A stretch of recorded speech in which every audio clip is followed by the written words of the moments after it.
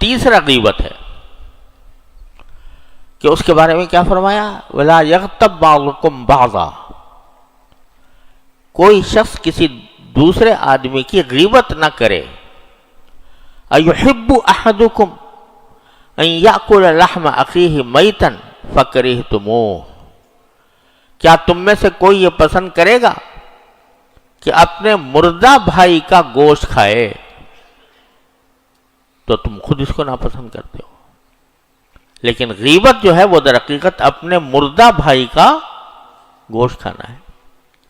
ایک تو انسان کا گوشت کھانا، جو انسان کا گوشت کھائے اس کو کیا کہتے ہیں؟ آدم خور.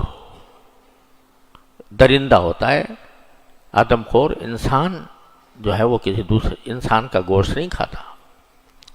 انسان بھی کون؟ بھائی، اپنا بھائی، اس کا گوشت، اس کو قتل کر کے اس کا گوشت کھائے. اور بھائی بھی کون؟ مردہ لاش. جیسے اپنے بھائی کی مردہ لاش میں سے گوشت نکال کر بندہ کھائے تو اس سے زیادہ گھناؤنی اور اس سے زیادہ غیر انسانی حرکت کوئی ہو سکتی ہے؟ اللہ تبارک و تعالیٰ فرماتے ہیں غیبت بھی اپنے مردہ بھائی کا گوشت کھانا ہے. اتنی بڑی فضیحت بیان فرمائی ہے، فضیحت بیان فرمائی ہے غیبت کی. لیکن معاملہ کیا ہے کہ آدمی جو ہے غیبت میں دن رات مبتلا رہتا ہے. اور اگر کبھی کسی کو کہا بھی جائے کہ بھائی یہ آپ دوسرے کی غیبت کر رہے ہیں، اس سے بچیے، تو اس کے جواب میں بسا اوقات بندہ یہ کہہ دیتا ہے کہ ارے بھائی کوئی جھوٹ تھوڑی کہہ رہا ہوں، میں تو اس کے منہ پہ کہہ دوں. تو بھائی منہ پہ کہہ دینے سے، منہ پر اگر کہہ بھی دیا یا منہ پر کہہ دینے کی کا ارادہ بھی ہوا، اس کی صلاحیت بھی ہوئی، تو اس سے غیبت کا گناہ ختم نہیں ہوتا. ایک حدیث میں رسول کریم صلی اللہ علیہ وسلم نے فرمایا کہ غیبت کی تعریف فرمائی کہ غیبت کیا چیز ہوتی ہے. وہ کیا ہے کہ ان تذکر اخاک بما یکرہ. غیبت یہ ہے کہ اپنے بھائی کا ذکر ایسے انداز میں کرو جسے وہ ناپسند کرتا ہو.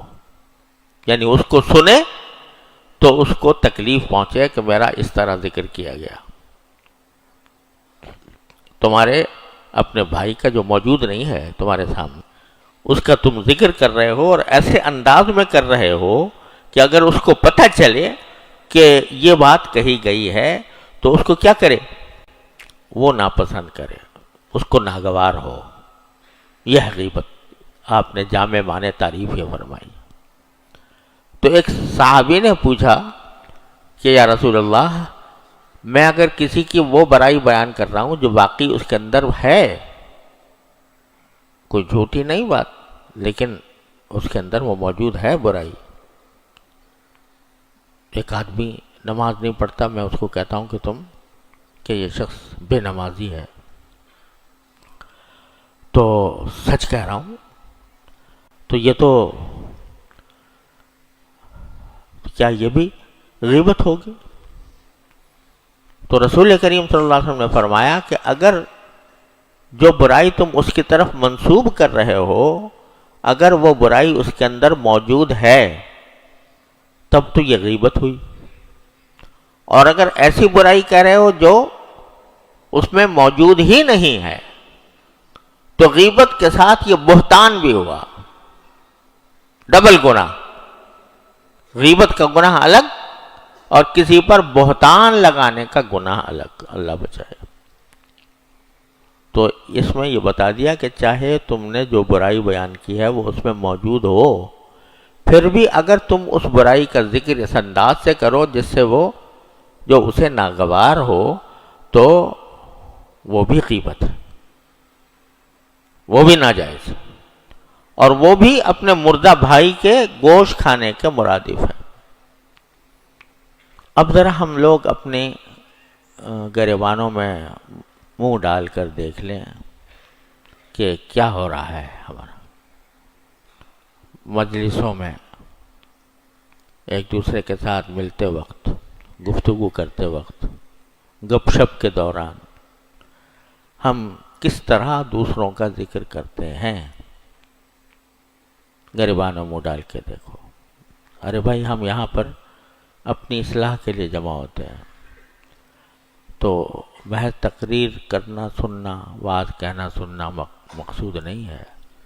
مقصود یہ ہے کہ اپنا جائزہ لیں، دیکھیں میں کیا کرتا ہوں، مجلسوں میں بیٹھ کر دوسروں کا ذکر کرتا ہوں، کس انداز سے کرتا ہوں۔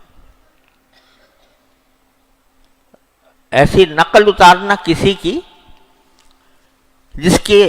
جسے اس کو پتہ چلے کہ میری نقل اتاری گئی ہے اور اس کو ناگوار ہو، یہ بھی غیبت۔ حضرت عائشہ صدیقہ رضی اللہ تعالیٰ عنہ نے ایک مرتبہ ایک خاتون، پست قد خاتون تھی، تو ان کا ذکر اس طریقے سے کر دیا، اشارہ نیچے کی طرف کر کے، تحقیر آمیز انداز میں۔ تو نبی کریم صلی اللہ علیہ وسلم نے تنبیہ فرمائی کہ یہ جو تم اس انداز سے اس کا ذکر کر رہی ہو کہ جس سے اس کی تحقیر لازم آ رہی ہے، یہ بھی غیبت ہے، یہ بھی گناہ ہے۔